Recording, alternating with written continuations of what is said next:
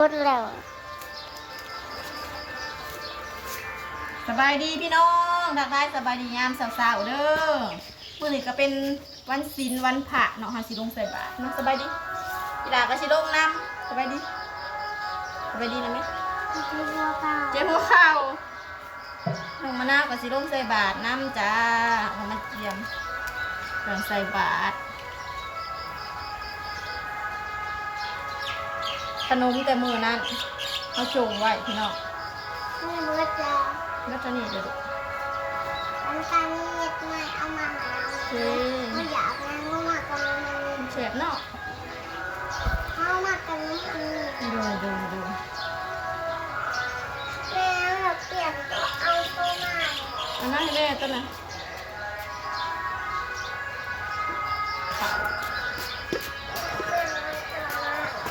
เอาตัวใดดูตัวนี้ไม่เกี่ยวกับน่ะเละเอาตัวนี้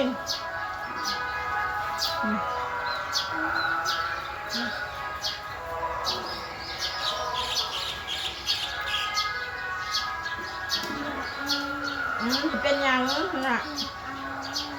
มีกินหรือบอกกินตายบอกเขาบอกมากแบบนั้น ให้อีบอกอ่ะเอาทีเอาไปหาอีบอก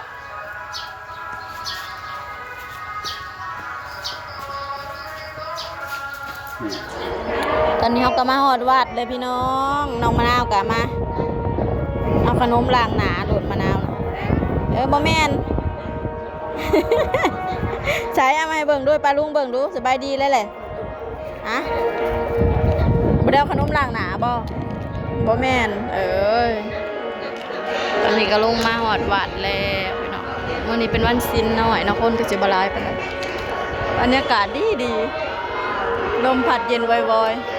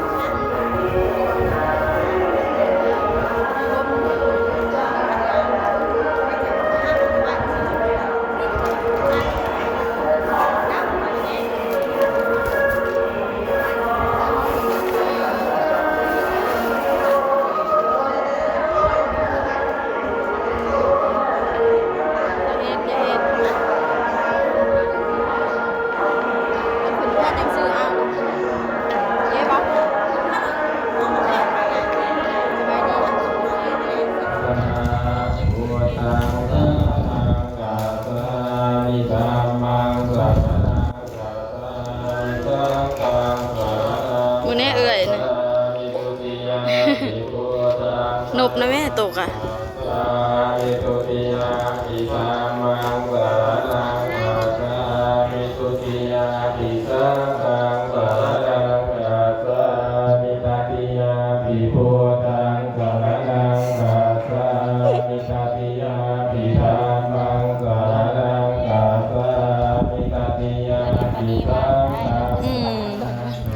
จบน้ำยายซองสินแล้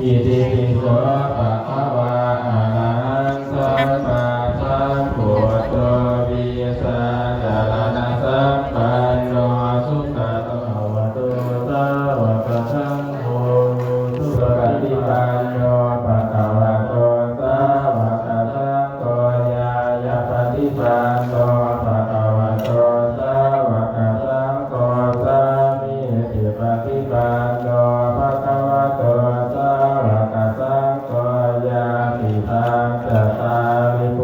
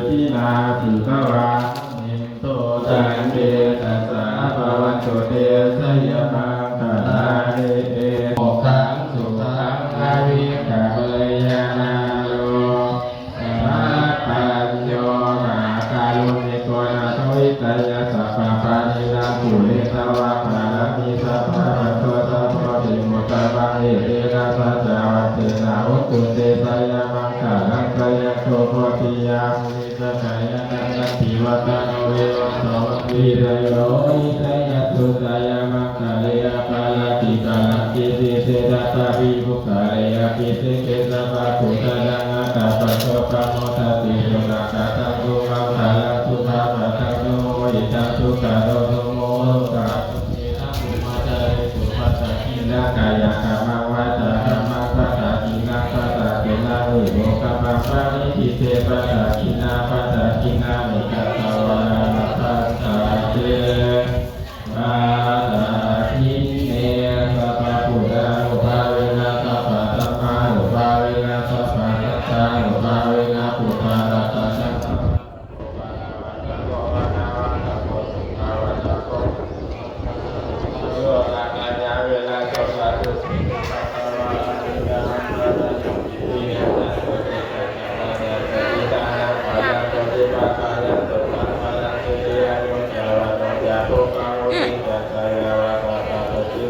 ลมกับลมจะได้ไหมลูกเราลืมข้าวก่อนเราลืมมัดเราลืม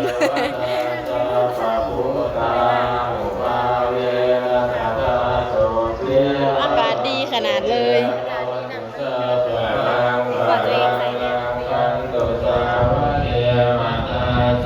ลมเป็นลม